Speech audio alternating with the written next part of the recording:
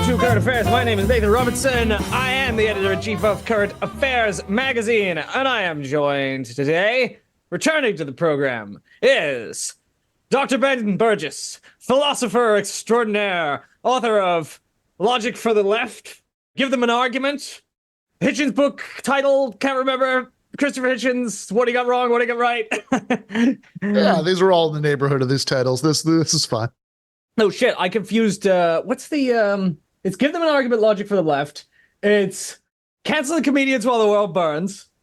Yep, and it's Christopher Hitchens, What He Got Right. And it's Christopher Hitchens, What He Got Wrong, What He Got Right, and, yeah, What He Got Right, how he went wrong, and why he still matters, which is too long, I will correct you. I'm sorry. That's a lot of words. There's a lot of words. It is a lot of words. I actually wonder if, like, in the future, it's better to, I don't know. Like, I always had subtitles for books before because I feel like that was kind of the Zero Books house style. But I wonder if in the future I should just like go in the direction of just not having them, just like, keep the, because like, yeah, responding to the right. There's no subtitle there. Yeah. No, well, yeah, there was a kind of a subtitle. The one there wasn't a subtitle on, well, definitely was Why You Should Be a Socialist. And that was the publisher came to me and they said, what if we just took off the subtitle? What if it was just Why You Should Be a Socialist?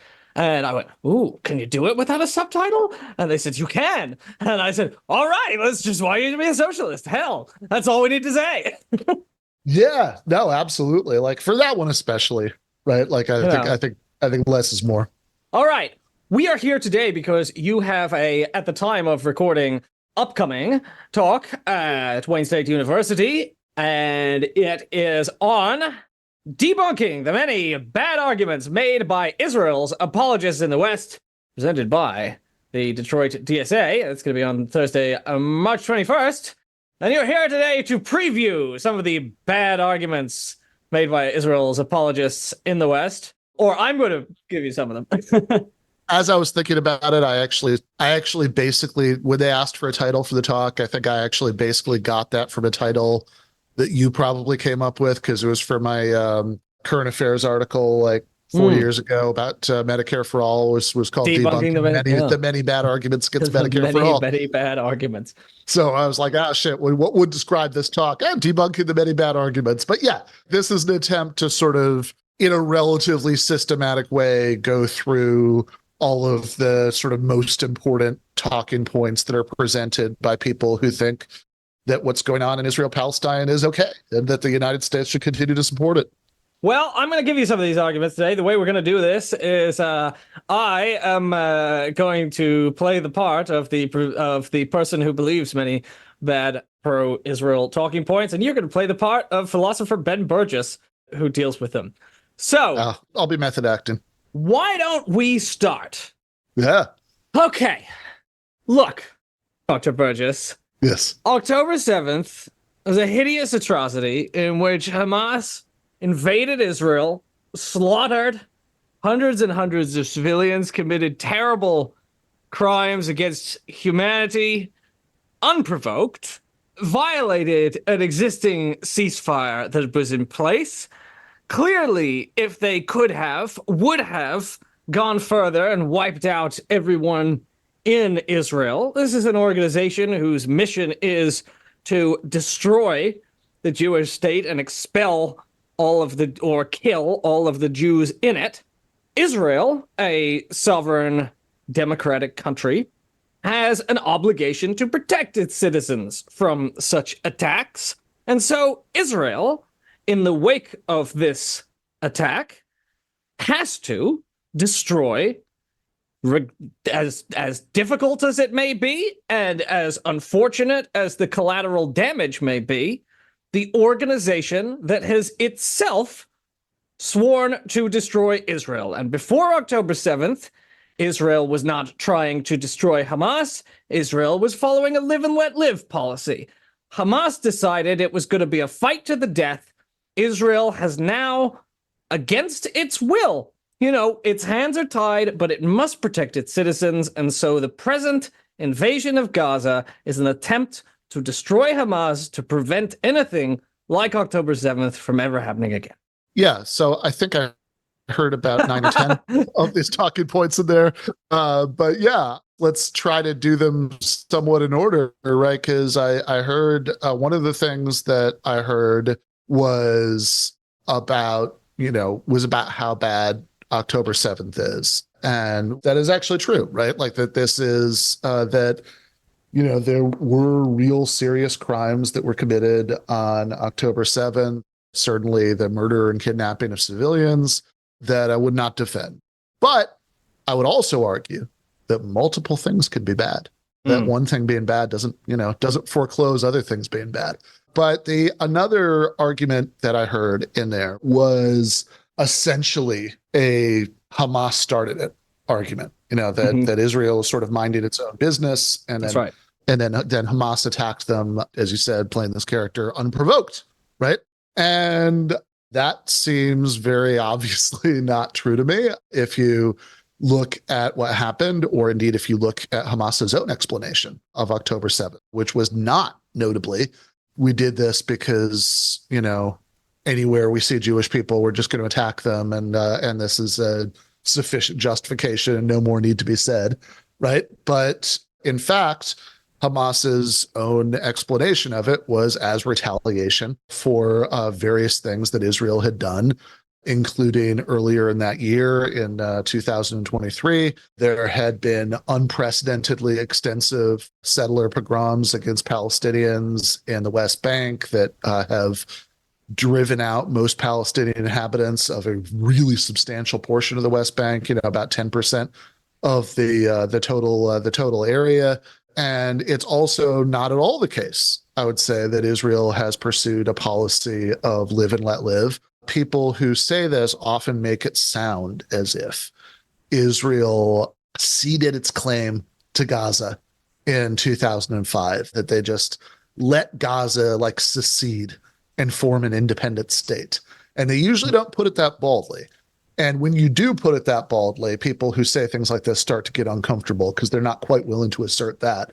But it's sure what they make it sound like. Whereas the reality of Israeli policy in Gaza from 2005, and then especially 2006 to 2023, is that, what happened is that Israel, and this was under Ariel Sharon, and there are people who were involved in that decision who very directly said that a big part of the point was to slow down any momentum towards Palestinian statehood through divide and conquer, by having Hamas run Gaza and thus be separated from the Palestinian leadership in the West Bank, that Israel withdrew its settlers and ground troops from Gaza. But this is very, very, very far from leaving Gaza alone, that they have that what they did is they withdrew them in order to patrol the borders of it.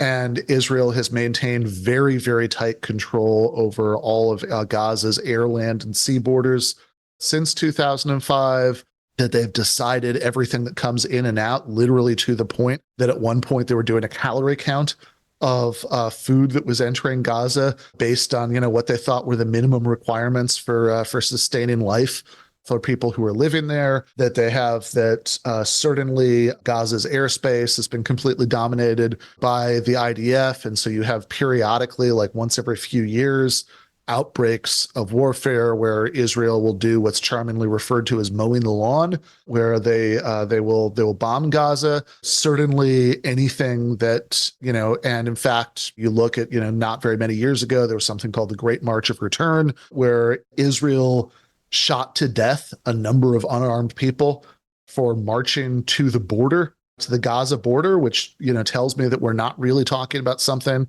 that had any similarity to a sovereign state.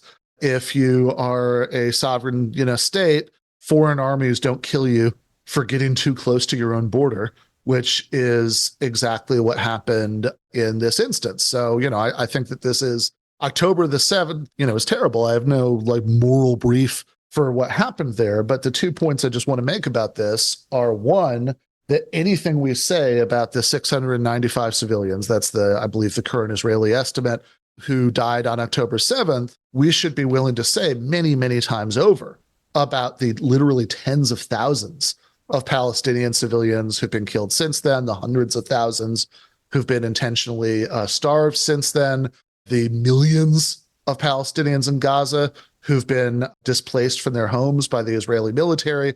Whatever you say about the first, you should be able to say many, many times over about the second if you're applying consistent standards. And then the other point is just that, yes, October the 7th is bad, but this is one event in a cycle of atrocities and counter-atrocities that goes back a long way before October 7th and is ultimately rooted in the ground reality of the situation, which is this 56-year-long situation where the West Bank and Gaza have been under various forms of military occupation and living under the rule of a state in which they have no rights.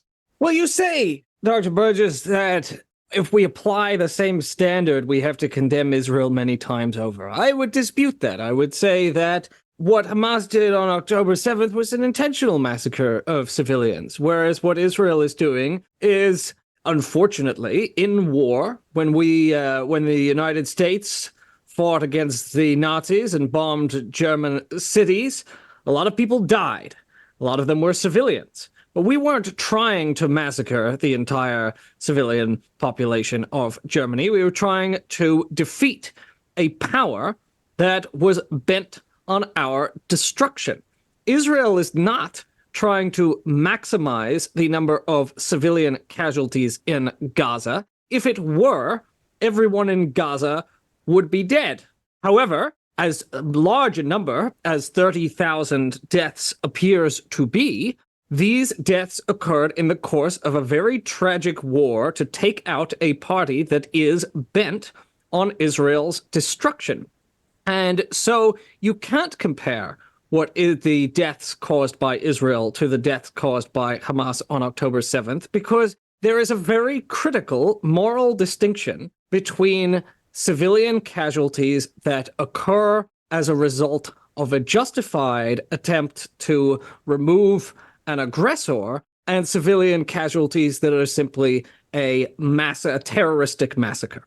Yeah. So again, I hear two arguments there. One of them is about the justification for Israel waging some sort of military campaign in Gaza, and the other one is about the tactics that they're using to wage it, whether they're intentionally killing civilians or not. And it is important to differentiate that, because if you just want to talk about justification for engaging in military action of some sort before we start thinking about whether the specific sort is justified, then my God, if anybody is justified in engaging in military action, it would be people who live in Gaza against the state of Israel long before October 7th. That these are people who, if you were born in Gaza the day after the Six-Day War, in which Israel took control of the West Bank and Gaza, you would now be eligible for senior citizen discounts at restaurants. And every single day of your life, you've lived under the rule of a country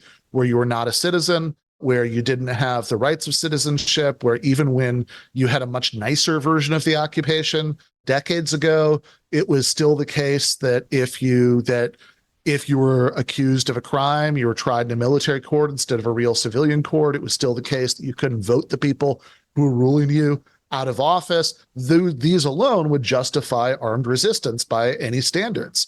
In fact, these are conditions that are far worse than the type of rule that that Great Britain exercised over the 13 colonies before the American Revolution. Is a much, much harsher form of colonial domination. And so if you're just going to say, oh, the difference is about whether some sort of attack is justified, then look, October 7th would be justified, because that's, this is, if the casus belli is as good as you could, I think, possibly hope to have for anybody. I mean, again, what I'm describing is what it was like decades ago, never mind the kind of brutal siege of Gaza since 2005. And since then, it's been much, much worse to be a Gazan than to live in the West Bank. That, rather than just having military checkpoints and people tear gassing you if you tried to protest and all of that, you had cities being leveled regularly by Israeli bombs, and this people, food insecurity, and et cetera, et cetera.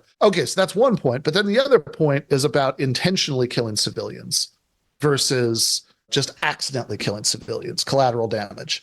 So I think what's being implicitly appealed to here is something like the doctrine of double effects, that says that there's a difference between intentionally bringing about an outcome and just doing something that you know will have that effect, but it's not your intention to do it. And I think that if you actually look, though, at what Israel is doing, I don't think that that holds up. I think that none of the analogies really work, because even by the standards of other cases where people were not trying very hard to avoid civilian casualties, this is extraordinarily bad. So just a couple numbers to put this in perspective. The number of Gazan civilians who've been killed on any halfway sane estimate since October 7th is many times more than the number of Iraqis who were killed in all of 2003 by the US bombing in shock and awe. It's looks like at least 2 or 3 times the total number of civilians who've been killed by Russian bombing in Ukraine. And, Russia, I think, has been correctly accused by the United States and others of waging an extraordinarily brutal campaign where they have taken very little care to avoid civilian deaths, where they are really violating a lot of the laws of war.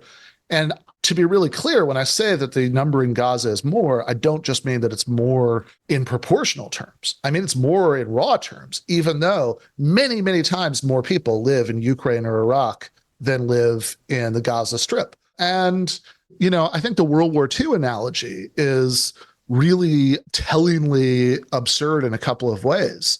One is that it's really telling that people keep using this analogy. They keep going back to literally before the current laws of war were written, right? The Second Geneva Convention in 1947. In fact, when this stuff was codified precisely to ensure that we would never fight another war in as barbaric a way as we fought World War II, because it was so bad. And in fact, I think that, I'm always kind of shocked when I see people bringing this up, when I see like Israeli officials invoking the bombing of Dresden, for example, as if we were all just supposed to agree that the bombing of Dresden was completely fine, when even at the time, this was very controversial in Allied countries. I think since then, many, many scholars with no hint of pro-German sympathy, have said that this was a really serious war crime, when I think any normie who's read their Kurt Vonnegut probably thinks Dresden was as a very serious war crime. And in fact, though, even there, it's amazing if you look at the difference. I looked this up the other week just out of curiosity, because I've heard people, bring up these numbers so many times. And the total number of German civilians who were killed in World War II is estimated as between 350,000 and 500,000. It's an immense, staggering number. It's awful. But to put that in perspective, the total number of German soldiers who were killed in World War II is about 5.5 million. So that's about 11 times as many soldiers as civilians who were killed. And right now in Gaza, even assuming the accuracy of the numbers that we're getting right now, and I know I've seen arguments from Ralph Nader and others that these are actually pretty extreme lowball numbers, but even assuming the accuracy of those numbers, even if you just help yourself to, I think, the frankly pretty absurd assumption rather, that every single adult male who's killed in Gaza is a Hamas fighter, even though there are only an estimated 30,000 Hamas fighters out of 2.3 million people in Gaza. Even if you help yourself to that absurd assumption, that's still at least 2 civilians for every fighter who's been killed, because, at least about 2/3 of the estimated casualties in Gaza are women and children. And realistically, I think that there's no way that even a very large minority of the adult male deaths are Hamas fighters, given that this has been such a indiscriminate campaign that literally at least 85% of the population of Gaza have been displaced from their homes, right? I suspect that at this point it's actually much more than that, but the UN numbers I was looking at from a little while ago say at least 1.9 million of the 2.3 million residents of Gaza. Remember, 30,000 of those people are Hamas fighters. 1.9 million of them were displaced from their homes. And whatever you believe about the doctrine of double effect and all of that, the moral distinction between, just carelessly killing people and intentionally killing people, I have a very hard time believing that anyone ever could accidentally displace 85% of the population from their homes. Well, it's not accidental. I will tell you, as the defender of horrible atrocities here, which, by the way, can I just mention, I'm quite uncomfortable with this role. I realize there's a deep moral discomfort in putting these. We can also just discuss the, what the points are without quite doing the theater. Yes, but yes, I don't think I like pretending to believe these things. There's something feels very unclean. Well, okay, let me put it this way. What I have heard the people say, who are not me, is, well, the displacement is indeed intentional because Israel warns civilians to get out of the way of its military campaign. And Israel evacuated the north of Gaza, yes, on purpose, because Israel believes in keeping Gaza's civilians as safe as possible, despite obviously the reality of war is very harsh, but Israel wanted to empty the cities of any civilians so that they would do as little harm as possible. Yeah. So if you are, for example, doing the kinds of things that were done in the very early stages of the assault on Gaza, long before the kind of full enormity and horror of what's happened became remotely clear, long before South Africa, for example, had an 86-page brief laying out exactly how what was going on, fit the definition of genocide in international law. But like literally in the first days, the kinds of things that Israel was doing, you're destroying, you're bombing entire apartment blocks on purpose, right? That this is, and the justification would be like, well, maybe there's like one Hamas guy somewhere in this apartment block where 100 families live. Then that is a very serious crime, even if your intention really were to get that one Hamas guy out, because surely he couldn't do what he's doing from anywhere other than the apartment. That this is not an acceptable way of doing that, right? That even if you accept for the sake of argument, even if you pretend that this sequence of events, the series of attacks and counterattacks, atrocities and counter-atrocities started on October 7th, and that Israel has a pristine justification for engaging in a military response, this is just well outside of the range of ways that you can non-criminally engage in a military response. You could send some special forces soldiers to do a raid on one particular apartment, but like intentionally killing and intentionally leveling a block of 100 apartments is not that. Now, as far as the idea that they have given people warnings, that's true, although the amount of time in these warnings is often farcically short. Warnings often involve like texts that people can only receive if they have ways of charging their phones, which involve electricity, which was intentionally cut off. Honestly, I reading this stuff, I'm reminded a little bit of the way that Spanish colonists in South America would give people a chance to, avoid being killed by accepting Jesus when asked in Spanish to do so. And non-Spanish speaking natives predictably failed that test, right? We gave them a chance. And in fact, the cell phone text warnings are particularly bitterly ironic because there have been many reports of civilians in Gaza who have been shot and killed because they were seeking higher ground in order to try to get a cell phone signal. And so if it's intentional that you are displacing 1.9 million people from their homes, then even if we sort of say all forms of suffering short of death don't count, right, towards the moral calculus here, that just destroying somebody's home isn't a crime, which of course it is. Just the suffering and trauma of like children who are going from place to place to place, seeking to avoid bombs isn't a terrible crime if the child lives and isn't dismembered. Then, it's also intentional that you're leading to all of these deaths that are of course going to happen because, for example, people who have dialysis, people who have to be in hospitals or else they'll die, right? Every hospital in the world of any significant size has people who are in that hospital who literally cannot leave the hospital without dying. That is in the nature of hospitals. And so, of course, if you're saying every Palestinian in this entire area, including people in hospitals, have to leave, right, then you are intentionally killing that person. And again, the fact that the killing is at such a greater scale than even, Iraq in 2003, which, I certainly believed those were like very serious war crimes. I mean, I spent a lot of my life, in protesting that war at the time, or Russia in Ukraine from 2022 to present, which, the US officials have had no problem whatsoever identifying as war crimes. That this is of such a greater scale really says everything. And of course, also, if you want to judge intention, right, there are basically two ways of judging intention. You can judge intention from actions, which is usually actually the best way, right, that you can infer backwards from what people do to what they realistically intended. Does this seem like the sort of thing that you would do if your intention was to avoid civilian casualties? And of course, nothing that's happened in Gaza fits that description. For example, the New York Times did an investigation where they found out that the most deadly bombs in Israel's arsenal, these two, like conventional weapons at least, these 2,000-pound bombs that, from the United States, that Israel's using in Gaza, that they'd actually dropped those. These are the most indiscriminate bombs they have, and they dropped them in the areas where they had ordered civilians to flee to.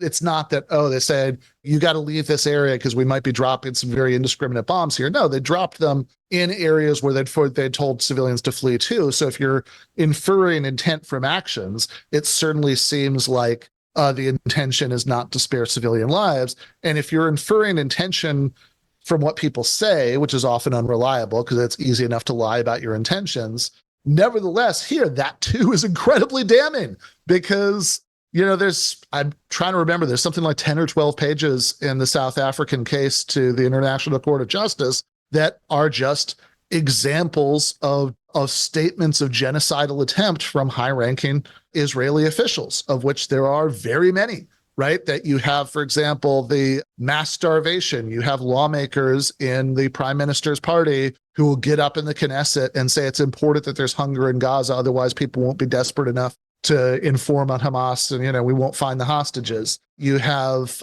the president of Israel, the ceremonial head of state, saying there are no innocent civilians in Gaza. You have the prime minister of the country, the ultimate decision maker, right? Which is the best example because usually when you look at like various horrifying statements of genocidal intent, talk about transferring Palestinians, talk about killing as many Palestinians as possible, usually people play this strange shell game where it's like, well, okay, that's just a member of the parliament in the party that's in power. That's one fascinating one to me, where people go, "Oh, well, that's just the Minister of Foreign Affairs. Oh, that's just the Minister of Agriculture. Oh, that's just a senior member of the Knesset." And you think, is this the standard we would apply to any other country? If the United States, if like half the Biden administration was like calling for genocide, we just went, look, that's the Secretary of State and the Secretary of Defense and the Secretary of the Treasury, but that's not a government position. Yeah, usually the game is, well, that's not a very important member of the cabinet.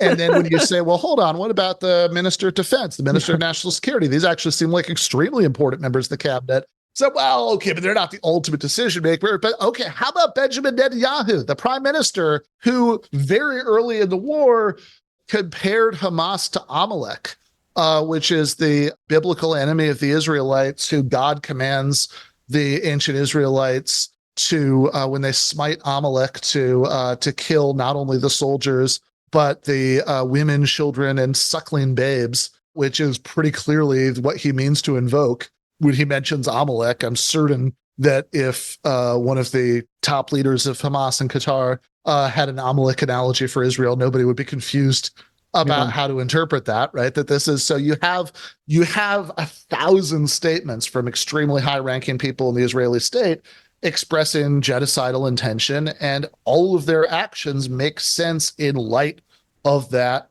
intention, that they have that this is not, if the goal was to have normal Palestinian life resume in Gaza when this was all over, you wouldn't be doing things like displacing 85% of the population from their homes. You wouldn't be doing things like destroying the last university that was still standing in Gaza. The other three had already been destroyed. destroying the last university that was still standing in Gaza, not even with aerial bombing, but with a controlled demolition. That is not the kind of thing that you do if the intention is to then just have Palestinian society go back to the way it was when the war is over. It is exactly the kind of thing that you would do if the intention is to kill so many people and to make normal life so impossible that you get a large percentage of the population to accept voluntary transfer out of the country, which is an idea that has, again, been floated by multiple, no doubt, unimportant members of the cabinet. I can't get through this without, and I feel like you addressed it a bit, so we don't need to dwell on it too much, but I have to raise the human shields thing because it's probably the most common talking point in the world, which is that a lot of the civilian casualties occur because of how Hamas locates its military infrastructure. That is to say, a lot of the things that are deemed to be hideous atrocities by Israel occur because they are fighting a brutal, ruthless, monstrous enemy that places its tunnels and its operational and logistical facilities beneath schools, hospitals, universities, apartment blocks, because they are so depraved that they know that Israel has a choice between either destroying those things and receiving the condemnation of the international community for doing so, or leaving them alone and letting Hamas flourish. And that is precisely the choice that Hamas wants Israel to face. Yeah. So I have a lot to say about this. I actually wrote an article for Jacobin called "The Human Shield's Defense of Bombing Gaza's Civilians is Morally Bankrupt." And one of the things that inspired that article was seeing my friend Anna Kasparian went on PBD, which is a right-wing podcast. And there was a point in the conversation where they were getting into this. And one of the hosts, raised this human shield example. And Anna's response, because the host had mentioned his mother earlier in the conversation, was to say, imagine that an armed gunman had grabbed your mother and had a gun to your head as is confronted with authorities. They just decide, you know what, we're not going to negotiate. We're not going to do anything. We're just going to shoot the hell out of both of them. And then they came to you and said, well, sorry, your mom was a human shield. Would you accept this defense? And predictably, he just point blank refused to indulge the hypothetical, said, oh, that's not why are we talking about that? We should be talking about Gaza. But of course, what the hypothetical brings out is that even if you accept the premise that Hamas is intentionally using civilians as human shields, nobody in any other situation would say, oh, well, somebody's being used as a human shield. Fair enough. Their life is forfeit. Go ahead and, shoot the bank robber through the human shield. That's fine, right? That's a perfectly acceptable thing to do. So that's one point, that even if you accept the premise, the morality of the inference is still completely depraved. Second point is you shouldn't accept the premise that, in fact, after previous wars, since, people, again, like to talk about it as if all was well between 2005 and 2023. But of course, there had been many, many, many flare-ups of fighting between Israel and Hamas before this. It is very far from the case that, Hamas was always the one to break the ceasefire.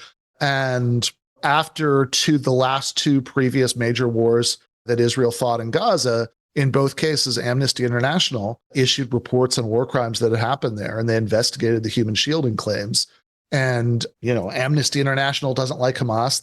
They accused Hamas of various other violations of the laws of war, but they actually cleared them on this one. They said that there's no evidence of Hamas directing the movements of civilians, in order to shield military occupation.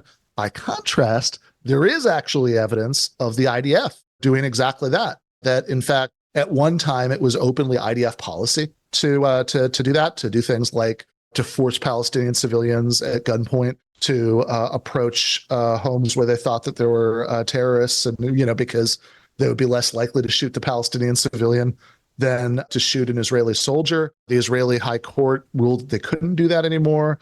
But according to the Israeli human rights organization B'Tselem, there, even since the high court ruling that it's illegal. There have been many instances of it still happening, especially during these flare-ups. I've certainly seen video footage of it happening in this current invasion of Gaza. But then if you want to say, okay, granted, Hamas isn't doing like literal human shielding of the kind that Amnesty International was investigated, and yes, Israel sometimes does, but they're essentially doing human shielding. They're doing, they're located, even if they're not directing the movements of civilians, they're still locating military stuff close to civilian stuff. And I would point out that, okay, I've never been to Gaza, but I've lived in the United States of America almost my entire life. And one thing I've consistently noticed about the United States of America is there's a lot of military stuff close to civilian stuff. For example, I have visited Fort Benning, Georgia, where there's a giant military base. There are big protests there every year because the what used to be called the School of the Americas is located there. And in Fort Benning, there are civilian homes lining both sides of the street that literally dead ends at the gates of the military base, right? If you dropped like a cluster bomb that took out like neighborhoods full of people around it on that military base, you would kill a lot of civilians. There are military offices and recruitment stations and shopping centers, for example, all over the United States. And this is the United States, which is one of the most spacious countries on God's green earth. Gaza is one of the most densely populated places in the world. It's about 25 miles long, 6 or 7 miles on the other dimension. And the idea that there's some place that you can locate military stuff that's far away from civilian stuff is kind of delusional. And if we're going to pick an in-between level of density, how about Israel? Back in November, December, I had lunch with a friend of mine who lived in Israel for many years, Jewish woman. As we were talking about this, she lived for many years in Tel Aviv, and she mentioned to me that the building where Netanyahu meets with his war cabinet is called the Kiryat in downtown Tel Aviv. And if you look at the Kiryat on a map of Tel Aviv, it's surrounded by civilian stuff, right? My friend told me at any given moment, the Azrieli Mall, which is across the street, is filled with uniformed soldiers shopping and eating lunch. All of the main bus lines in Tel Aviv pass right by it. It's about 300 meters from one of Tel Aviv's biggest high schools. There's a huge hospital that's just north of it. That's the main hospital in the city, which is, by the way, connected to the base by underground tunnels. So, yeah, the IDF is actually quite fond of tunnels. They actually built a lot of the ones in Gaza that are now used by Hamas for their own military use originally. So I think that, again, as with the number of civilian casualties on October 7th versus since October 7th, I would just say on human shielding, I would take this a lot more seriously from anybody who I thought was applying consistent standards. You're listening to the Current Affairs podcast from Current Affairs magazine in New Orleans, Louisiana. Current Affairs is a registered 501c3 nonprofit organization, and we depend entirely on reader subscriptions and donations. You'll notice we have no ads, no mattresses, no recruiters, no sports betting. If you can help us in our mission to build independent progressive media, please visit currentaffairs.org/donate to make a donation, or currentaffairs.org/subscribe to subscribe to our beautiful print magazine. Thank you so much for supporting our work. Now, back to the program.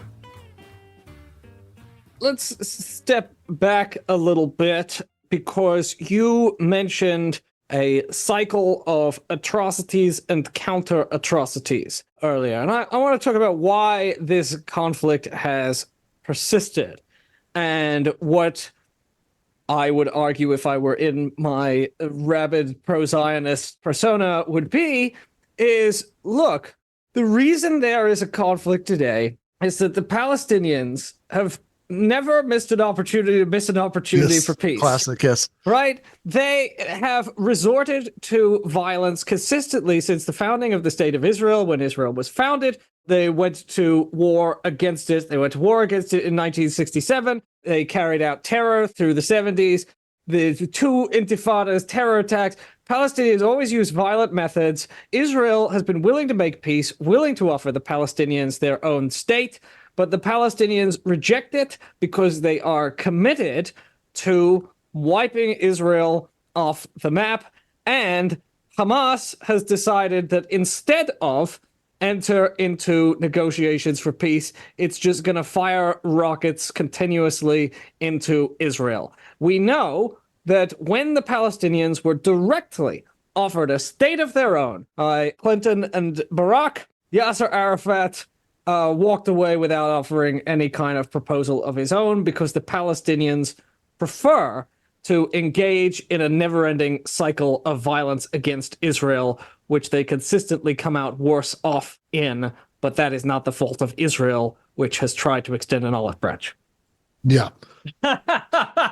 Sorry, I just gave an entire alternate history of the conflict there, I realized. Yeah, no, that's good. Yeah, so as we're recording this on Tuesday the 12th, last night, I did a debate on this with Brianna Wu, who is a progressive commentator, I think is very bad on Palestine. And it's a lot of points in there where she really wanted to do very like fine-grained stuff about, you need to talk about the, 1947 UN partition plan and the Peel Commission in the 30s and how the British mandate system worked. And, my claim, right, like, and before getting into everything you just said, I think is kind of the most important, like, takeaway point is that it's wrong to rule over millions of people who don't have democratic rights in your state.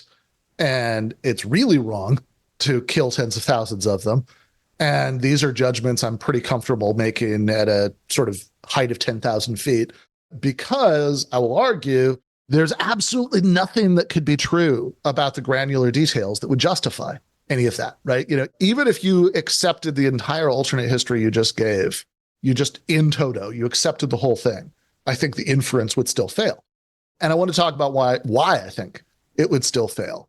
Although it's also important to, of course, say that this is an alternate history, that what people, may be imagining when they think about a two-state solution, which would be Israel withdrawing to its internationally recognized pre-1967 borders in order to allow a Palestinian state to be formed in the other 22% of historic Israel-Palestine, that would leave. It is important to recognize that there's been no government in Israeli history that has been close to accepting that. That is not an offer that has ever been made at any negotiation. That is not an offer that any Israeli prime minister has ever considered making and saying, we will withdraw all the way to the pre-1967 borders and allow a real Palestinian state with a Palestinian army and a Palestinian navy to be formed in the remainder. The kind of offer that they have been willing to make, for example, the Clinton Ehud Barak offer at Camp David, is an offer that involved, again, falling considerably short of that, basically a lot of the Israeli settlements on the West Bank would be annexed into Israel with sort of token, land swaps, but creating a system essentially of disconnected Palestinian cantons that would be bisected by Israeli roads patrolled by Israeli soldiers, which is just not a state in any normal sense of the word. And that is actually recognized. I'd also point out that when you talk about the Palestinian, not you, but, when somebody talks about the Palestinians, right? The Palestinians have never missed an opportunity to miss an opportunity. The Palestinians, attacked this year and that year and that year. I always really want to know what this entity is that they're talking about, the Palestinians. Because if I say the Americans did this or that, or the Israelis did this or that, I'm using these phrases presumably as a, frankly, slightly sloppy stand-in for a reference to a nation state, right? That the United States did this or that the state of Israel did this or that. But of course, there is no Palestinian state and never has been, right? That into here, there's certainly not, certainly if you're talking about the present, right? There's no mechanism by which all the millions of Palestinians can. Now, there hasn't been an election in Gaza since before the majority of the current population of Gaza was born.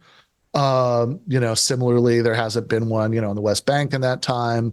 And, we're talking in this case, even just about these sort of quasi-autonomous things that exist under foreign military occupation. I think that the idea that there's, you have different Palestinian factions. There's nothing that's like the Palestinians, the same way that I think we would like rightly bristle if we heard somebody say the Jews did this or that or the other thing. Because what do you mean the Jews did it, Which? right? Yeah, All which of them at Jews? once? Yeah, exactly, right? It's With like, their collective hive mind, and their single yeah, thought. yeah, exactly. It's like there's a in Stephen King's novel there's a scene where the kids are hanging around and one of them is Jewish and they're sort of breaking each other's balls and one of them says something about you guys killed Jesus and he says I never met Jesus, maybe that was my dad. Yeah. like, so it's like, yeah, it's like there is no the Palestinians any more than there's a the Jews. There are different Palestinians. Really important critical point about, because blaming October 7th on The Palestinians, the Palestinians. It's like most of them had no idea it was going to happen, had no opportunity to have any input into whether it was going to happen, and are suffering the consequences. So you really do get a long way down the road to the kind of the logic of collective punishment and genocide just by using these terms that treat every member of a national group as one. I like that we can stop and dwell, because it's such a dangerous way to talk about people. No, it's an incredibly dangerous way to talk, right? There are different Palestinian factions and Palestinian organizations, and an awful lot of Palestinians who, like most human beings everywhere, don't have any particular political voice, and like human beings anywhere, in many cases, don't even necessarily have particularly well-developed political opinions, right? That this is just not the norm for people, right? That they have, most people are just trying to live their lives. And like, they have opinions like, I'd rather not be bombed, but like, it's not necessarily the case that any individual Palestinian is a hyper-ideological person, because what is that your experience of humans everywhere, anywhere, right? That everybody is like that. So that's like one really, really important point. And I think it ties into, to my mind, the most important point about all of this, which is not even about premises, but about the inference that even if you accept, for the sake of argument, which, again, the not true claim that like Israeli governments have, long been willing to create like a real Palestinian state in something like the entirety of the territory that they occupied in 1967. Not true. That even if you accept that they were willing to do this, and the fact that this never happened is all the fault of Yasser Arafat and other Palestinian leaders who never miss an opportunity, etc. Even if you accept all that, I don't think it would justify 56 years of ruling over people without allowing them democratic rights. I think that if you have, and this is where we, I think, really dig down to something that looks like a first principle to me, that like if somebody really disputes this, we're getting very close to the point where we don't have anything to say to each other, which is that all human beings have a right to self-government. That there are some humans who are born with a different moral status than others. But, if you accept, the sort of foundational principles of like the French Revolution, the Declaration of the Rights of Man in 1789, right, where everybody's born, free and equal, that all social distinctions have to be for the good of society, that if you accept that absolutely foundational premise that all human beings have a right to self-government, then nothing that could be true about the intransigence of any Palestinian leader or who said what at what negotiating table at Camp David or Taba or anywhere else, nothing that could be true about any of that could justify ruling over people for 56 years without allowing them democratic rights in your state. Let's just pretend that because a negotiated two-state solution was in this alternate history that we're considering impossible, through no fault of the Israelis, let's pretend that a unilateral withdrawal, which is what some of them like to pretend happened in Gaza. It's absolutely nothing like it. That is absolutely still a form of military occupation. But let's pretend that a real unilateral withdrawal was for some reason impossible. Look, if a two-state partition is impossible and you believe that every human being has a right to self-government, then you have to believe that that means that you should have extended citizenship to every single one of these people decades ago. Like that this is, if you think it's okay to spend 56 years ruling over people without giving them citizenship in your state, and, by the way, the current explicit position of the Israeli government from Netanyahu down is that there will never be a Palestinian state. But, you have just absolutely, even if you think that like having an ethno state is fundamentally legitimate, which I absolutely do not, right? I don't think that any state has a right to have any particular ethnic majority, whether it's, white people in the United States or Jews in Israel or anyone else anywhere else in the world. But even if you do think that like having a sort of ethnically exclusivist state is okay, generally speaking, then if it still wouldn't be okay to rule over people for 56 years without making them citizens of your state. That is a lifetime, right? You can't let people spend their lifetimes as subjects but not citizens if you believe in foundational democratic principles. Two more I want to hit you with before we conclude here, because you've approached it in that answer, but just an extremely common one is about the inflammatory phrase or word apartheid. Yes. Israel is characterized by its many critics as an apartheid state. However, Israel is a democratic state. It's the only democracy in the Middle East. And Israel treats all of its citizens equally under the law. It may consider itself the nation state of the Jewish people. But in practice, Israel applies no distinctions on the basis of race. People who accuse it of applying these distinctions are making it up because there are Arab members of the Knesset. Israeli Arabs are a valued and important part of the population of the state of Israel. How could it possibly be an apartheid state? The comparison is offensive, sir. Yeah. So I think that there's always a sleight of hand in this argument where people say that Israel doesn't deny democratic rights to all Arabs on the basis of ethnicity. Therefore, Israel doesn't deny democratic rights to any Arabs on the basis of ethnicity, which is clearly not, is clearly a fallacious inference. In other words, that people, even though the primary thing that people are pointing to when they accuse Israel of the crime of apartheid is the treatment of Palestinians in the West Bank and Gaza, the defense against this charge is always about so-called Israeli Arabs. In other words, those Palestinian families who ended up on the Israeli side of the line after the 1948 war and the mass expulsion of 750,000 Palestinians by Israeli forces in that war, some of whom had their villages burned down or were otherwise like terrorized out by Israeli crimes, some of whom merely did what civilians have every right to do in every war, which is to flee from the war zone with the expectation that their homes will still be there when the war is over.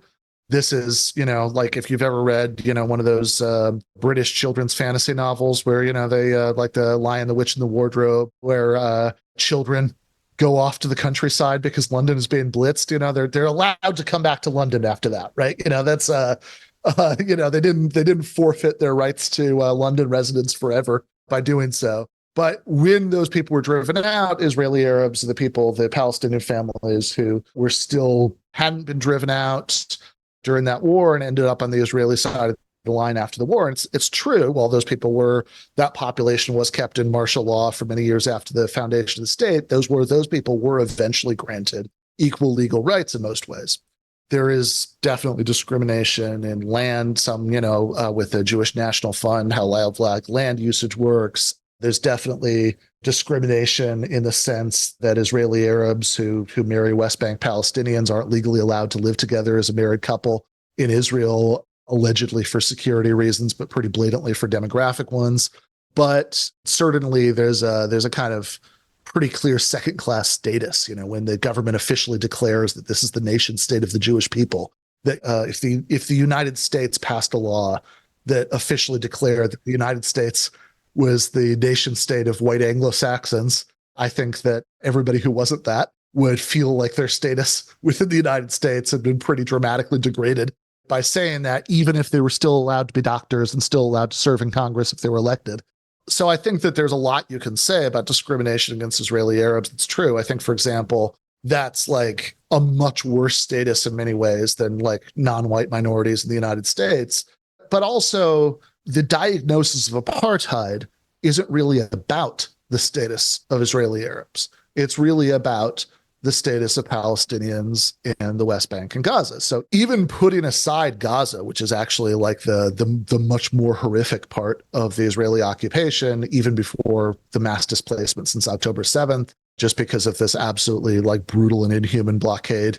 Before that, like sealed off these people in this 25-mile long, 6 or 7 mile long wide, essentially open air prison camp in Gaza. Even if we put that aside, just focus on the West Bank Palestinians, it's still true that the West Bank has been absorbed into Israel for every possible legal and practical purpose, except giving equal rights to the Palestinians who live there, except for giving those people citizenship. In every other way, it's been absorbed into Israel. If you are an Israeli Jewish settler on the West Bank, then you have all the rights of any other Israeli citizen, that you are considered legally to live in Israel. You're not considered to live abroad. You can vote in Israeli elections the same way that anybody else does.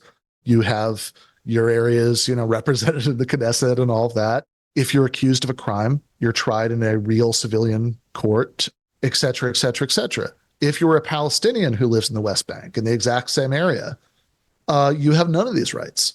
You don't have a right to vote your rulers out of office. If you're accused of a crime, you're tried in a military court instead of a real civilian court. There are all sorts of restrictions on your ability to move around between where you are and other parts of the country.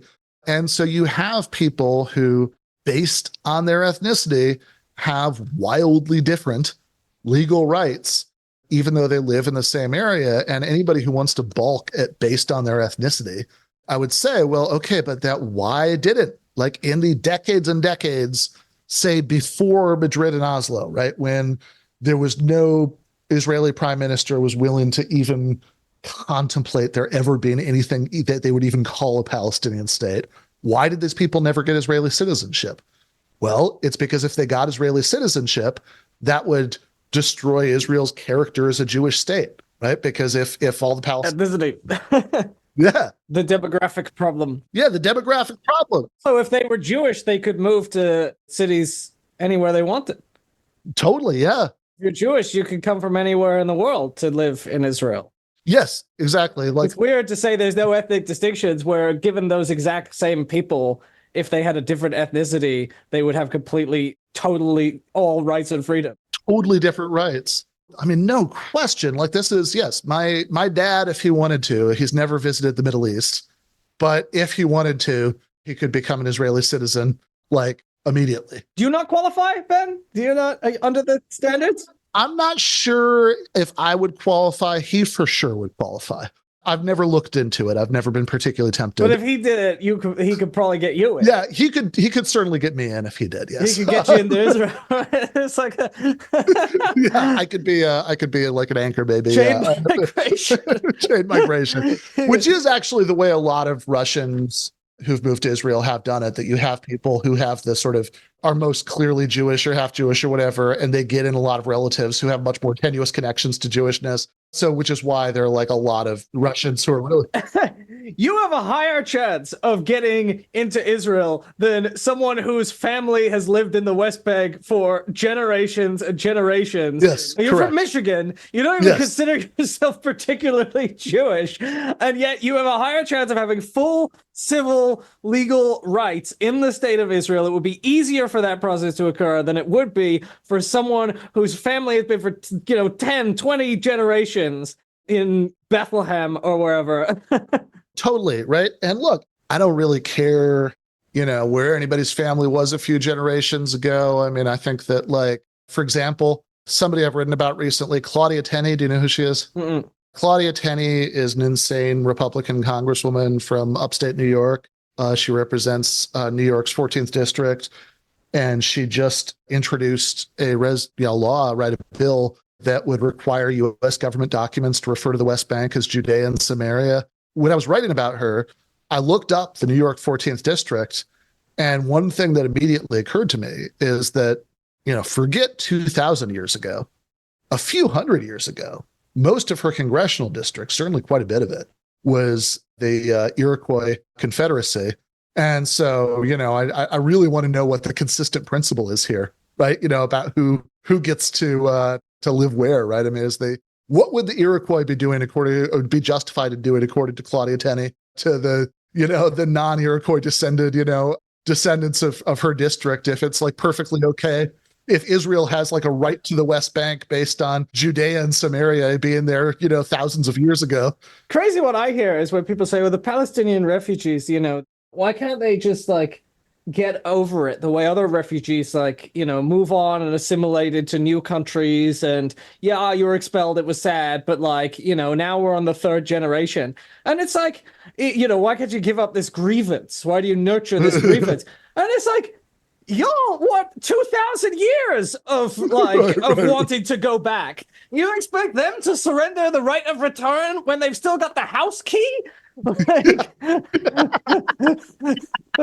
Yeah, no, it's really amazing. And it's like, look, I think my view is that everybody should have the same rights and status, regardless if, for example, you live in New York 14, whether or not you're descended from Iroquois or you're descended from, Scotch-Irish people who came over in the early 19th century, or you're a Guatemalan immigrant who took your immigration exam last week, you should have exactly the same rights. But yes, there is something that's particularly offensive about the fact that, yes, it might involve a little chain migration, but like I could probably, if me and my father simultaneously lost our minds, yeah, I could probably move to Israel. In fact, I could be set up at a settlement in the West Bank if I wanted to in very short order. Whereas somebody who's lived their entire life in the West Bank, or somebody who has lived their entire life in a refugee camp in Jordan, and they still have the keys to the house that their grandfathers fled from, right?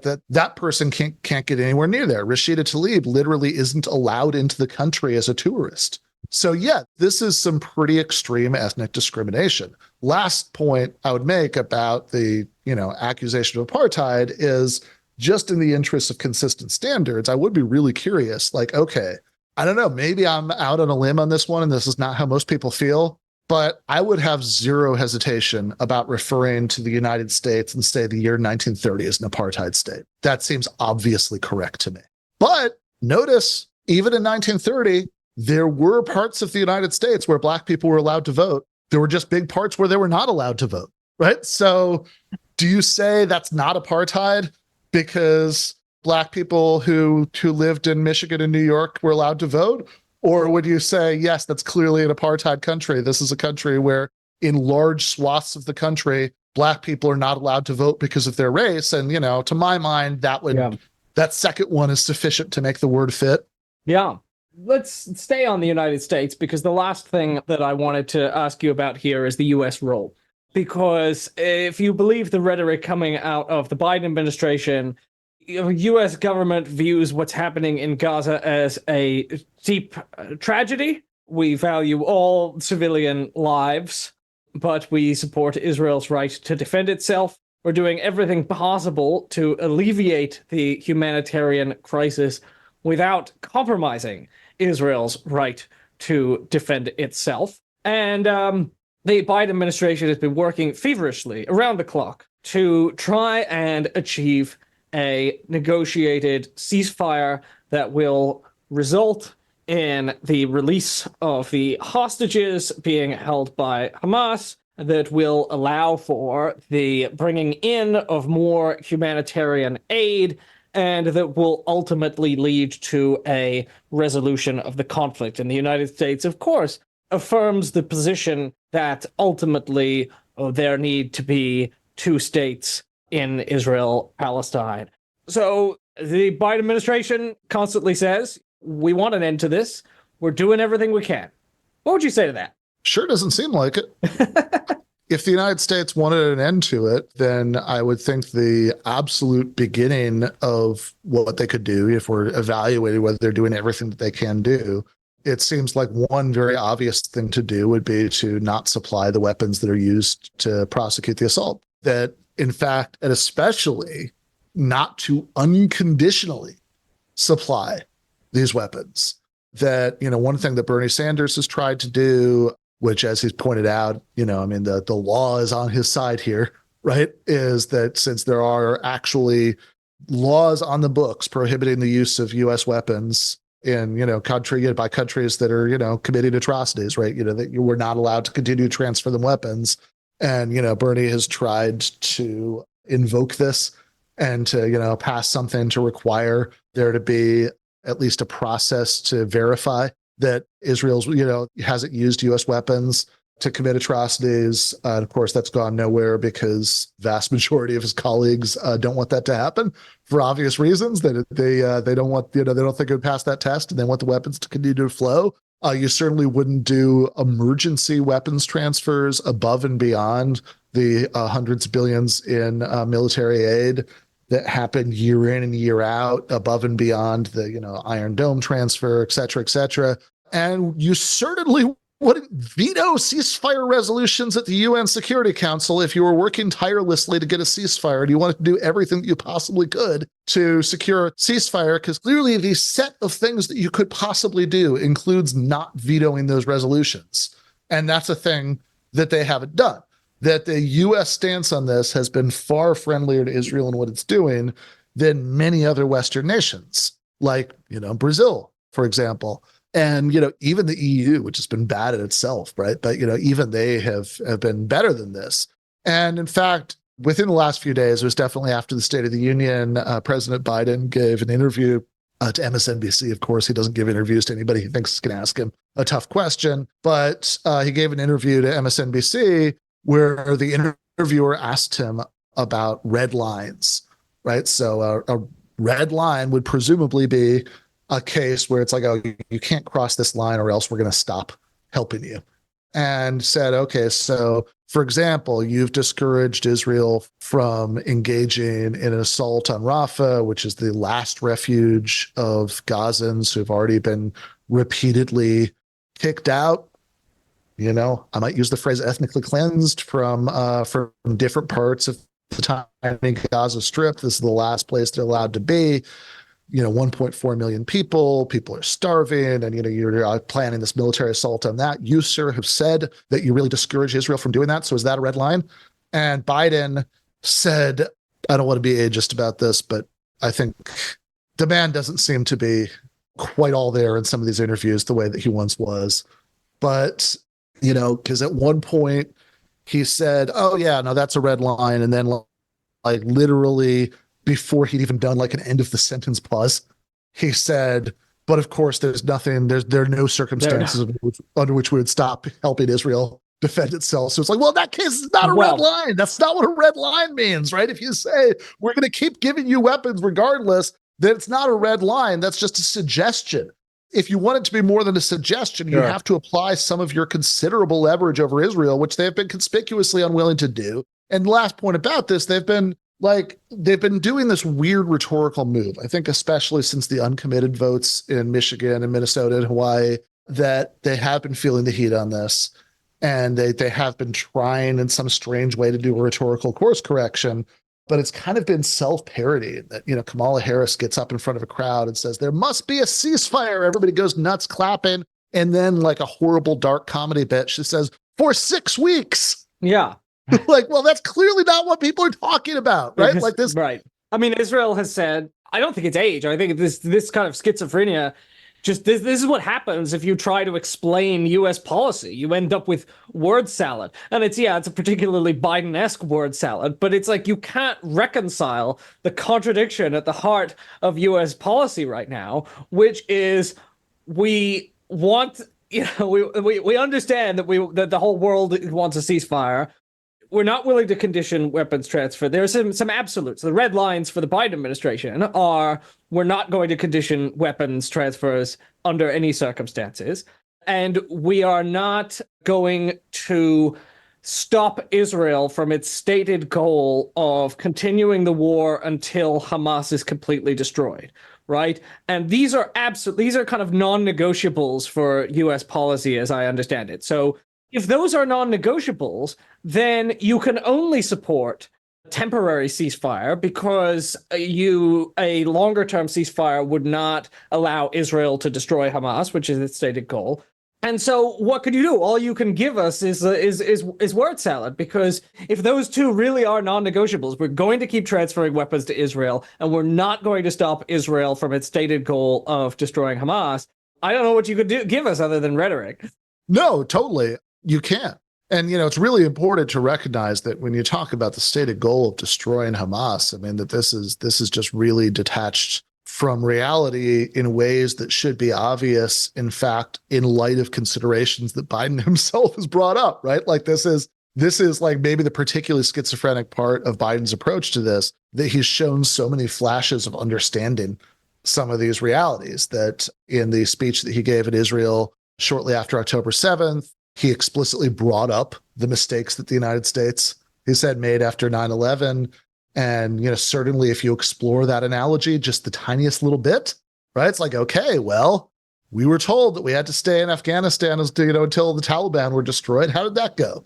Right? This is how did the 20 years of blowing up wedding parties, the longest war in American history, right? Taliban's still there. This is the idea that this is achievable just through like overwhelming military brute force is really bizarre, right? I mean, and it's really bizarre, not just kind of in light of U.S. foreign policy experience, or actually my favorite Biden moment of lucidity was the one where he's like walking to an airplane. I'm sure you've seen this.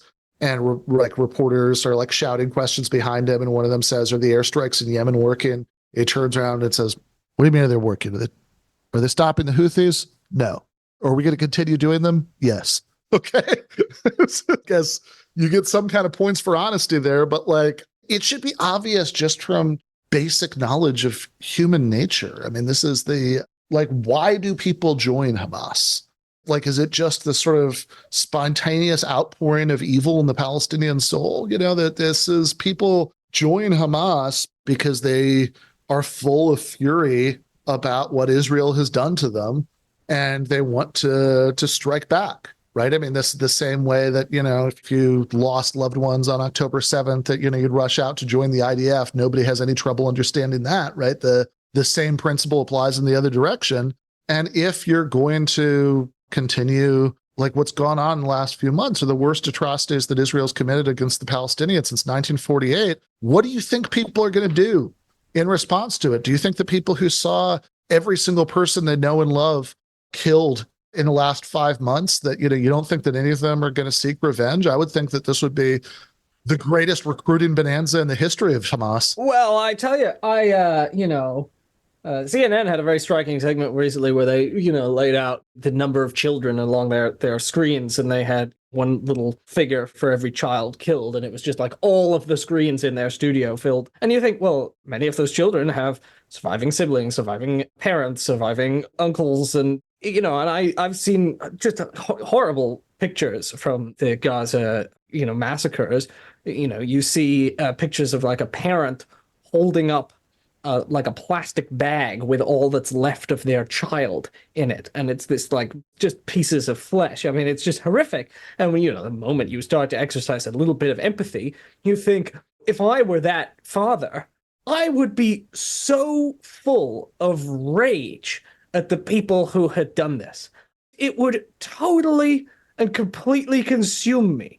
And I even feel it a little bit by proxy. Like, just looking at the picture, I feel such rage. And I think if there were actually, if you're actually a parent and you watch that happen, wouldn't you want to spend the rest of your life trying to destroy the capacity? Even if we didn't say revenge, even if you said, I am able to suppress my natural instinct for revenge, and all I want to do is spend the rest of my life stopping the people who did this from being able to do it to any other child, so that no other parent will ever have to go through what I went. I mean, a pretty noble motivation, as opposed to kind of what we consider an ugly one, like revenge. You'd be signing up to join the only force that is trying to put a check on that. Of course you would. This is like one of my nephews I now live very close to is, is less than a year old. So he's still in the phase where like every time I don't see him for 2 weeks, it's like he's installed a new update. And the time since then, it's like he recognizes what's going on in the room around him now. It's like, oh, now he's making noises. It's like if someone killed him and I knew who had done it, Yeah. right? This is like the Dukakis answer from 1988 about the death penalty, that he was asked, if like given some lurid Yeah. If your scenario wife about was murdered, raped and murdered, would you want the death penalty? yeah. And his answer, which was exactly correct, was no, I would want to like track them down and kill them myself. I think it's good that we have a society to stop me. But it's like, yeah, right. It's like, yeah, of course you would. I mean, I think if you don't think that people are going to want to strike back at you through any means available once you do that, you're not quite taking seriously the idea that there are people who have the same drives that you do. Yeah. You don't understand. It's weird. Dukakis was actually criticized because supposedly he wasn't angry enough.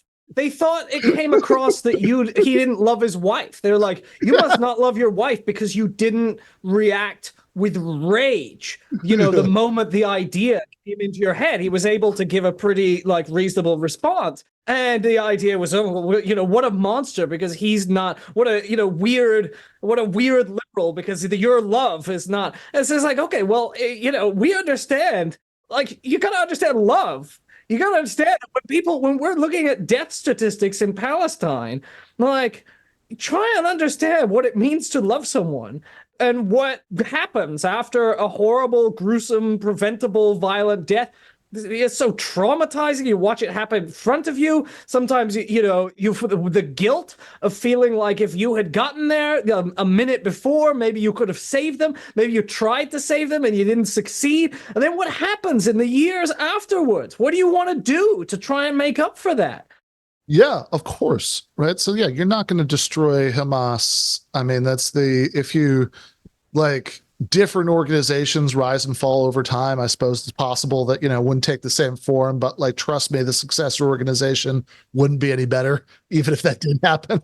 One other point here is that I think that this fact about our emotions actually undercuts the case that Israel is purely launched upon a strategic campaign to try and eliminate a threat. And I think this was true in the United States in our attitude towards the Japanese after Pearl Harbor as well, which is that in retrospect, the atomic bombings are justified as part of this kind of utilitarian calculus, which is to say, oh, it's very sad, but we calculated how many people we'd lose in a ground invasion, and, we just had to take the civilians. If you go back and look at the time, Pearl Harbor made people insane with rage, and they wanted to kill people. They hated the Japanese, and they wanted to strike back at them, and they saw them as vermin. You don't think the same thing occurred with the horror of the October 7th attacks? It drove Israel crazy. There's a mixture of feelings of humiliation, feelings of that Israel let its guard down, and we have to somehow make up for our weakness, the weakness that we showed on October 7th, the feeling of like, we can't bring these people back, but we can teach a lesson. You don't think that all of these dynamics are operating in the mind of those making the decisions here? I mean, they're just natural parts of human behavior. Of course they are. And like, I think, so I remember Crystal Ball a while ago making a really good point about this, which is, for a while right after October 7th, we kept hearing all of this strange 9/11 math that proportionally to the population sizes, October 7th was like such and such many 9/11s, which of course is a very strange exercise in a lot of ways. And, one always wonders why it's only ever applied in that direction. We don't calculate how many thousands of 9/11s have been inflicted on Gaza and et cetera, et cetera. But the point that Crystal made was like, no, this is actually like kind of a useful comparison. Yeah. Because if you go back and remember the aftermath of 9/11, which I certainly do very vividly, what we really saw after 9/11 was just this descent into national madness. I mean, this bloodlust, racism. Yeah. All of those things. Like, George W. Bush had like a 95% approval rating or something there for a minute. There was like everybody except for Barbara Lee voted to invade Afghanistan out of the 535 members of the House and Senate. Everybody had the flags on their cars. And, this is like, there was just this mass willingness to give up fundamental civil liberties. So if you think about that national descent into insanity that we had after 9/11, well, actually, the how many 9/11s was October 7th relative to population size point starts to be a pretty good point, because if you imagine Yeah. that 9/11 had been a few times worse, Yeah. then I can actually, again, somebody who very vividly remembers what it was like right after that, I can actually imagine America, majority of Americans supported genocide in the wake of that. I think it's all too easy to imagine. Seem to remember, like, on 9/11, like Howard Stern was broadcasting, and he, like, after it became clear what had happened, I forget if it was that day or a few days afterwards, but he had some statements like, we need to just go over and nuke them, or like, we need to kill them all. We just need to kill them all. Like this guy who's, yeah, he's a shock jock, but like just transforms into this raging, like, we just need to kill some people. And that's what happens. And it's like, we should understand that is, if you look at the polling of Jewish Israelis, not of Arab Israelis, but of Jewish Israelis, most of them support not letting humanitarian aid into Gaza. There's 2/3 of them, because they think Gaza did October 7th. Fuck those people. They should all get a taste of their own medicine. It's the kind of mindset that people get. And it's horrifying. It is horrifying. And crucially, by the way, this is why Israel is not going to stop on their own. And, it's going to take external pressure to get them to stop. And if Israel was much more self-sufficient, then this would be a much even worse situation, because then, short of like military intervention, there might not be much that you could do. But fortunately, we are in a situation where the United States has a massive amount of leverage over Israel. This is really, really important. Actually, let's conclude on this, because I want to just finish with what a United States government that was committed to creating peace would actually do. And my view on this is, we supply the weapons. That means we get to call the shots, because we know that we are in a very powerful position here. We protect Israel at the United States. We give Israel everything. So if we get serious and are willing to impose conditions, we can impose conditions on Israel. We've seen it happen before. Reagan, just picked up the phone and you tell Israel. So what should the United States be doing? My view is that real credible U.S. leadership would say, the Israel-Palestine conflict, we'll give a speech and say, look, the conflict has gone on for over a century now, since the beginning of Zionism. It has to end. We have to reach a just resolution to this conflict. We cannot have these endless cycles of violence. There will be a two-state solution based on the outline that we know, which is laid out in the Arab peace plan, and the UN resolution 242, and all the stuff that the negotiations got close to in Taba, where we basically recognize the outlines of, and even the Hamas 2017 charter recognizes that the two-state solution, they go, while we still oppose Zionism and we want, long for the destruction of Israel, we recognize that the two-state solution is what they call, quote, a formula for national consensus. Maybe, and you'd have to bring everyone to the table. Hamas would probably have to step down from governance of Gaza, new Palestinian elections for a new state or whatever. But the United States should commit itself to imposing, with the international community, with the Arab states, a lasting solution to the conflict. That's what I would say. What would you say if someone asked you, what the United States ought to be doing? No, that sounds pretty good to me. And I think that it's, even though, my first choice would be very different from, Hamas's first choice, obviously. And I think it is actually important to talk about what we would most want to have happen, not because it's necessarily what's going to happen, but I think if you have to have trade-offs where you give up some of what you want, it's important to at least be clear-eyed about what you're giving up. And so I think what would really count as full justice, would be, a single multi-ethnic democracy from the river to the sea with, right of return for refugees and all of that. Now, I don't think the United States could bring that about. I think that that's something that would take essentially a revolution to bring about, right? So it's I don't think that even if even if we could magically, body swap Biden, with a Biden impersonator who was, like the movie Dave, who had much better, Brain of Chomsky, body of Biden. Yeah, exactly. Right. We could brain swap Chomsky and Biden tomorrow. Right. I don't think that, President Chomsky could bring that about. Right. But I do think he might be able to bring about what you're talking about. Right. That he could say, certainly there's not going to be like one red cent from the United States going forward if this assault on Gaza continues, right? That there has to be immediate ceasefire.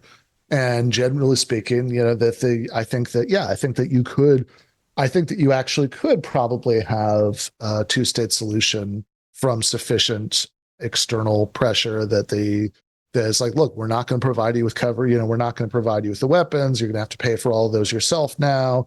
And, you can't buy them from us. We're not going to provide you with cover at the UN Security Council anymore. So you'd really become like a rogue state that was isolated from the international system. Sanctions. We could put in sanctions, for God's sakes. We could absolutely put in sanctions. I just interviewed the author of this new book called Paper Soldiers, the weaponization of the US dollar. And she's like, the most powerful weapon we have is that when the United States says that a country can't use dollars, we could cripple economies overnight. Like, we have immense power. Totally, right? We could use all these tools.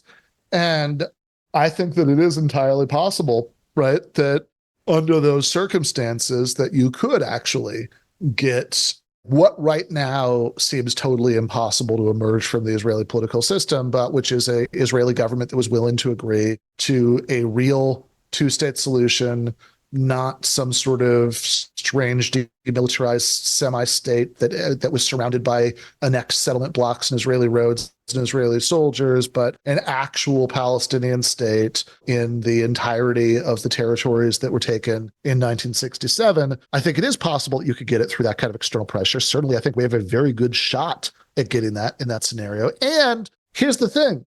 Let's say, for the sake of argument, that it didn't work.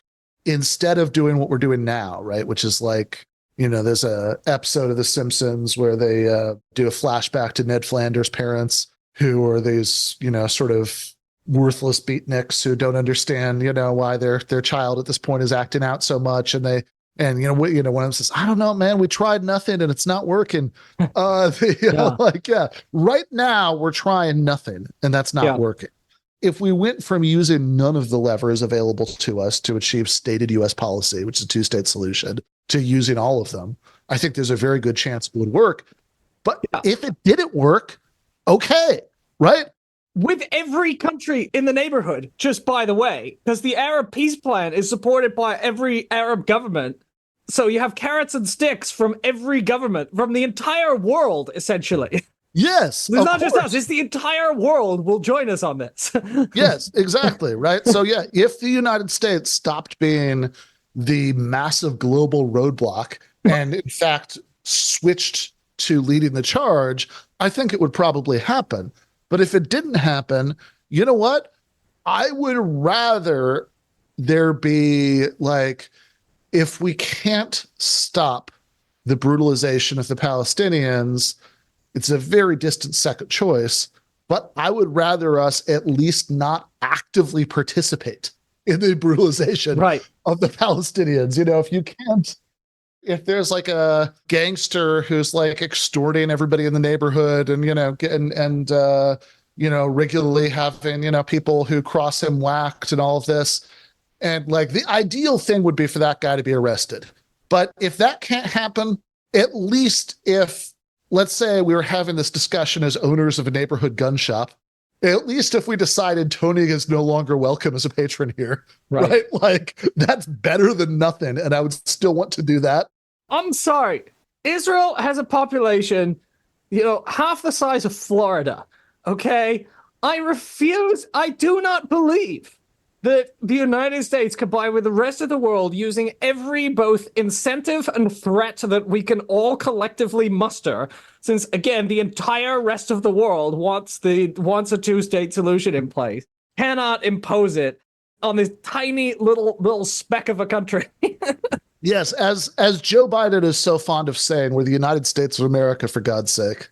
I mean, so, this pretend impotence where, it's quite clear that a policy decision has been made to, we are not willing to confront Israel, which is not, Biden has said it since the 1970s, where he just gushes about how much he loves Israel.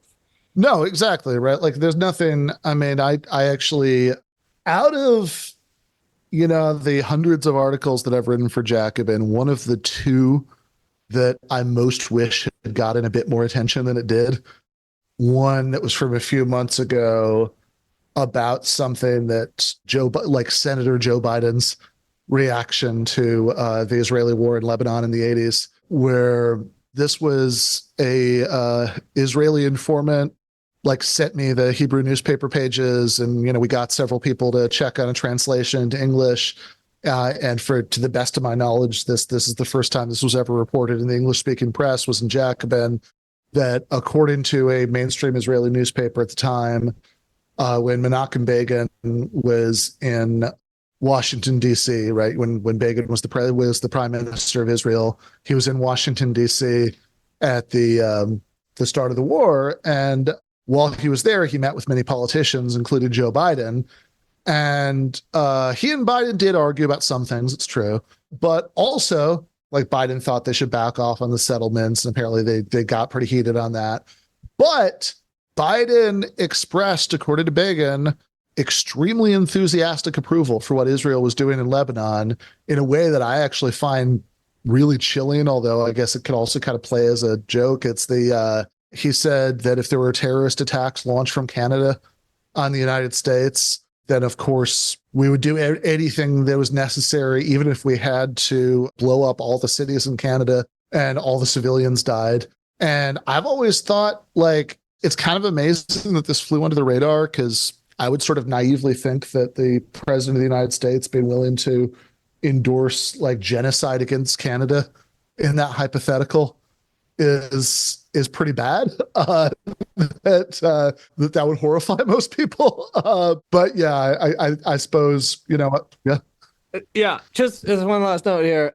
I remember, I think when I read the article about Sam Harris, he cited public opinion polling in the Muslim world about willingness to endorse the killing of civilians to achieve a political objective as proof of the moral rot within the non-Western cultures. And it's well, actually, when you look at the polling for, U.S. support for the mass murder of civilians to achieve our political objectives, it's pretty high, actually. The justification for the bombing, our willingness to justify hideous atrocities in order to achieve geostrategic goals is pretty high.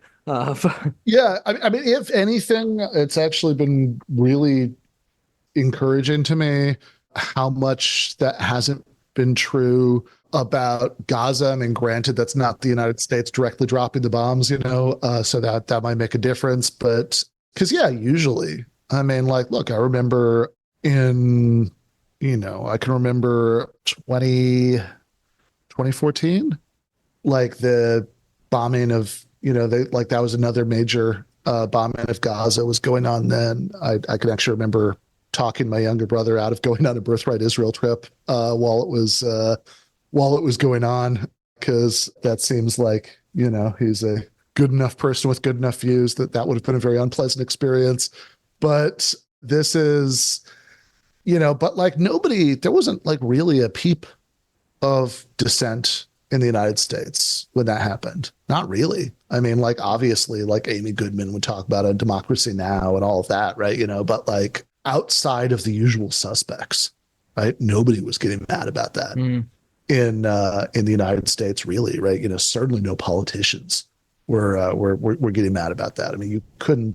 Obviously, it's not good enough for the scale of the horror, to stop it, but it actually is kind of, if you remember what things were like back then, it's actually kind of unimaginable, the scale of dissent that's happening right now, that you have numerous members of Congress who've spoken out against what happens, what's happened in Gaza, that you have half of the people who voted for Biden in 2020 say that it's genocide in one poll, and 30% say they're not sure, which, you know, I think it's been encouraging, actually. Yeah. I mean, I'm not a fancy political consultant, but I think if only 20% of the people who voted for you last time are sure that you're not committing genocide, that's probably a bad sign for you politically. Well, we'll find out. Well, we've gone through a number of there are endless terrible talking points. We probably could have done 3 days and not gotten through all of them. I think we got through some of the major ones. Dr. Ben Burgis, thank you so much for joining us on Current Affairs today. All right. Thanks so much, Nathan. The Current Affairs Podcast is a product of Current Affairs Magazine. If you are not subscribed to Current Affairs Magazine, visit currentaffairs.org/subscribe today and get our glorious print edition. The Current Affairs Podcast is released regularly every week on patreon.com/currentaffairs. Thanks for listening.